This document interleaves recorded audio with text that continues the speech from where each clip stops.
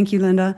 But Linda made a good point here. There's only, a short moment where you can make an impression. So think about what's a high stakes outcome and what's in it for you. What's the desired outcome? What's in it for you? What's in it for your audience? Because what you want to avoid is that they're getting bored and they drop out. Best case is, the one on the left side. I'll take it. I'll take your offer. I'll move on with you, right? And maybe there's some shades in between, but typically not much, right? They either want to work with you or they don't want to work with you. They either buy into your idea or they don't. And I want to give some scenarios here to you, some stories of clients I've worked with. There's a corporate client I've worked with who shared the same challenge that Sarah's sharing or has shared there. He was failing to get buy-in, and it's interesting because he observed that when he shared ideas with his manager or with his coworkers, they were like, "Oh, cool idea. Why don't you share that in the next meeting?" Right?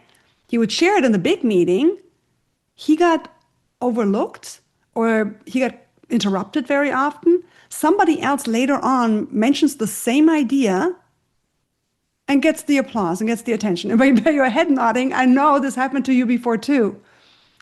I mean, this happened to me. I would think, my goodness, that was my idea. That's the same thing I just said. But if we don't say it in a structured way, if we fail to captivate the audience, if we go off track, or if we, worst case, and that's a lot of people do this, me included, if we think out loud. On a bad day, I do that too. I think out loud, I go off track, and thinking out loud always puts people all over the map. And that means they don't know where you're headed and they can't stay with you. And that's why they usually lose attention, right? Not to call ourselves fish brains, but social media kind of trained us to have a very short attention span. That's a reality. So if we don't get to the point, we lose the audience and we get interrupted. And the tricks I share with you today will help you to hold that attention. The interesting thing about Alan was he shared it with his manager, the idea that his peers approved with his manager. His manager said, "Great, you need to introduce this in our all hands meeting." He had even time to prepare, introduced it, and it didn't land. And the skip level gave the feedback, "This was unstructured. I could not follow. What is this?" And it was not about the idea, right? It was about how it was conveyed. So, I want to encourage you too, if you had a time in the past where your message didn't land well, don't doubt your idea. Sometimes we do that. We run this talk track inside and we think, "Oh, I suck, maybe this is not the product I should sell or the service, or maybe I can't cater to this audience."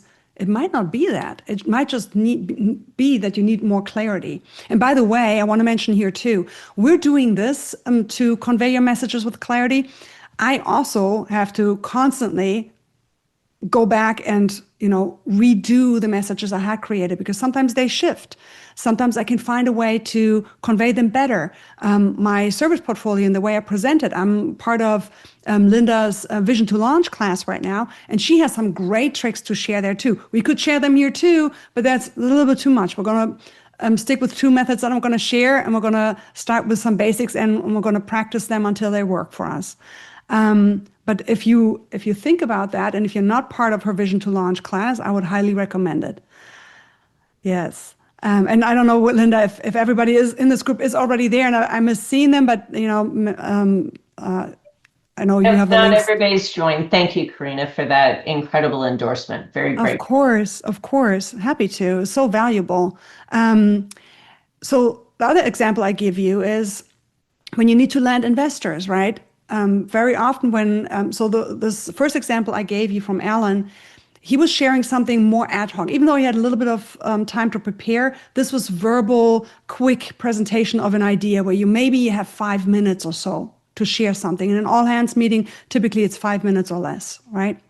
But if you have more time, if there is high complexity to your message, if you're sharing a board presentation, then it's even more important that you use structure to compress or to reduce complexity. Simplicity is really important when especially when you have a longer time to present. Anything longer than 5 or 10 minutes, you will lose your audience if there is no structure. And I will provide that for you today. Again, as I said, There'll be two different ways that or two different methods that I'm going to introduce to you.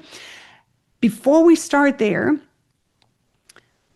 I want to say this. If you don't remember anything else, remember the word clarity.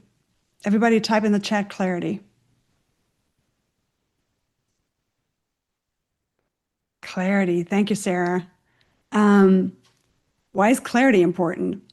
In 6 years now of coaching on this topic, I've made one observation that is eye-opening and too simple. It feels too simple. But if you don't have clarity, nobody else will.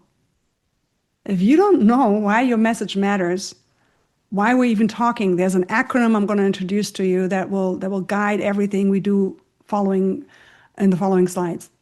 It's called WAIT. Why am I talking? Why am I talking? Do I want to make a contribution because I'm trying to impress somebody? Am I trying to just say something? Because sometimes this also happens a lot in corporate meetings. I feel the urge to contribute something because everybody else has spoken and I have not, right? Or somebody had an idea and I do want to share that I like the idea and that, oh my God, all cylinders are firing, something, but I don't know what yet. I like what you shared. I don't know how to comment on it. And now I'm saying something and it sounds really stupid because I haven't really thought about what I wanted to say. That's where the acronym comes in handy, right? Wait, why am I talking? Or why am I feeling inclined to talk? What point am I trying to make?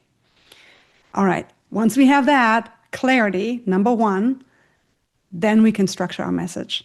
I will start with a more complex one first. So, when you have time to prepare, when it's a longer presentation, typically when you have a PowerPoint presentation, you have an event like this one here, you prepare a pitch to your client, maybe it's a corporate client, typically lots of PowerPoint presentations there, right? That's when you usually have more complexity and you need to provide structure to help people follow you all the way to the end of it. Okay, what you see here is called the famous pyramid principle by Barbara Minto. That's why it's called the Minto pyramid principle. She wrote a book on it, I think late 90s, early 2000s. She worked for McKinsey, and even consultants that don't work for McKinsey get trained in this methodology. Why? Because McKinsey has understood how to convey a message in a way that it lands. I mean, they are the number one global consulting company still to this day. Now, some people might argue, wait, there's Bain and there's, there's Ernst & Young and all of these other ones, but they're among the top consultancies in the nation for a reason, right? So they know how to convey a message. They know how to keep a client, how to get a client, and how to really be infiltrated. They're in everything. They're in most of the major corporations. They're even in politics. These consultants are everywhere. And so they know how to message. So let's use their script.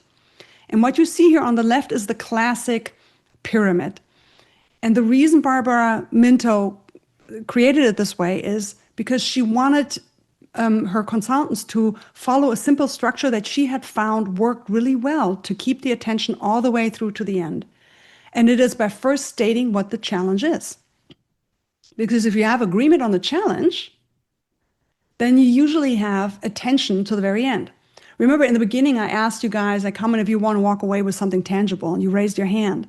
That's me basically asking what your challenge is. Do you confirm that this is the challenge we have here, right? So I did this in a verbal way, but when you do this in a presentation, you could state, the challenge. For example, if you work with a B2B client or any client, you could state, here is my understanding of the challenge you're facing. Do we have something here?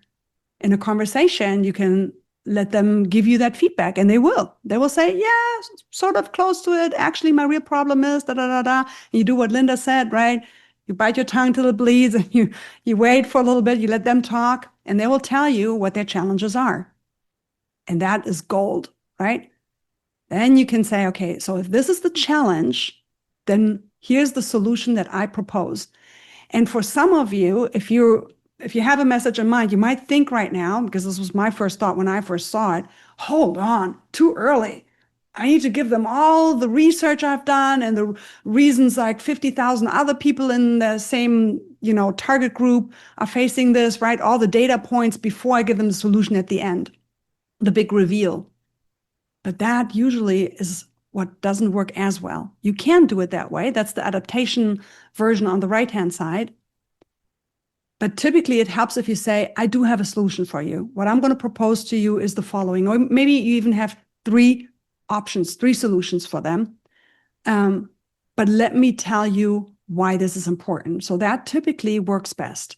Now, again, based on your preference, you can use the model on the left or the model on the right. You can start with a challenge and leave the solution to the end, or reveal the solution and then give them the arguments that they need to hear, right? The model on the left works very well when you suggest a new project in an organization, right? A solution to a problem that they know they're having, for example. The model on the right-hand side, I believe, works a little bit better when you're in a sales type conversation. Yeah. So because on the left-hand side, you share the challenge and the solution right away, and then you back it with information. On the right-hand side, you're basically saying, I understand your challenge. Let me share with you how well I understand it. Here are some supporting facts and data. I got insights from, this survey, or these are the clients I've worked with, right? Testimonials, for example, if that is you. Supporting arguments is then where you say, and because you shared the following with me, because this is the dialogue we had, or this is my understanding of the details of the challenge, here is why this solution, I have 3 options here, A, B, and C. Here is why B is the best option for you, right? And it is the best option because that's where you create your supporting arguments.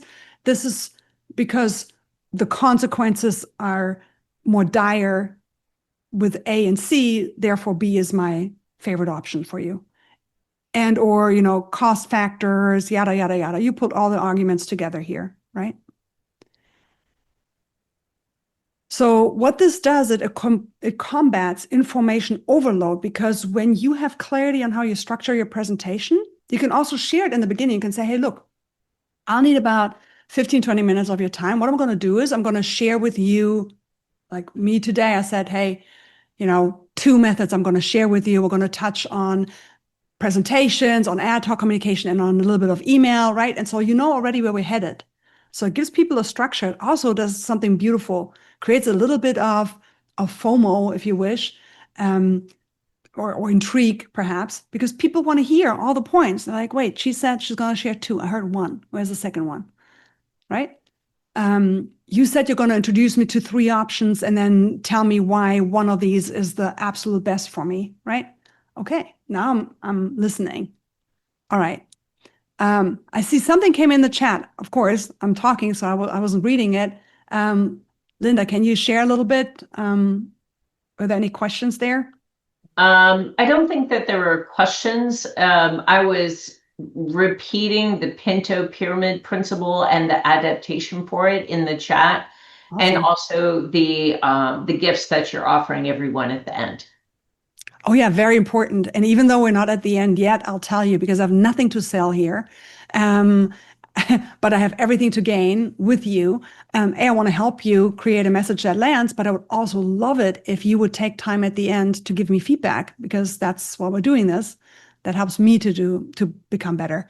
Okay, so this is the first method. I'm going to introduce the next one to you, and then after that, we're going to start practicing on one of your messages, okay? Using one of these 2 tools here. Okay, the next framework here is actually borrowed, just like the pyramid principle. This one is borrowed from job recruiters. What they use is typically the star or SOAR method, and I don't like that, because one more letter in the acronym just makes the message more lengthy, right? And I found out when I give my clients this message, they can remember it. Star and SOAR, they never remember what's behind it. If I say challenge, action, result, can you remember that? They go, yes, awesome. And then they use it as a mental vehicle. It is really that. It's so simple. So here's how this works. You are in a meeting, you get caught off guard, or you have an idea that you want to share spontaneously, nothing that you had extensive time to prepare. And you remember, what's my vehicle for communication? It's challenge, action, result, car. What's the challenge I want to address? Basically, remember earlier when I said, wait, why am I talking? I want to talk because I recognize the problem. What's the problem? Here's the challenge, right? So you write down, what is the challenge I try to address? Even take a short minute. Nobody will notice if you take 60 seconds to jot down these 3 points. So now you know the challenge. What action are you proposing? The action is the idea you want to share, right? What solution do I have in mind? Third, what's the result? What's the promise? What's the impact that this will have for you, right? And how does it relate to the audience that you have in mind? Isn't that simple? So simple. All right. Also, when you share this, I think I touched on this lightly earlier. When you're verbally addressing something and you don't have slides to support you, you can still give people an agenda if you wish. You can give them a structure that they can follow. You can say, hey, I heard everybody share really important points, and two stood out to me, and I want to address a third one that you haven't addressed yet.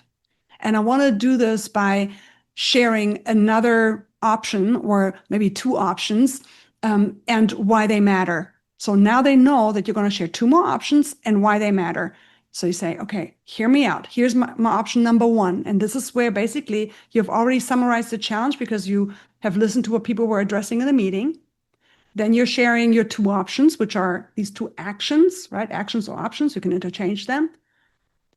And then you can share what the impact is of these two options and why you're proposing them. And maybe you can even say, hey, look, I used from the pyramid principle, right? I'm narrowing down at the end. What is my favorite solution? And how did I lead with my arguments to it? And there you go.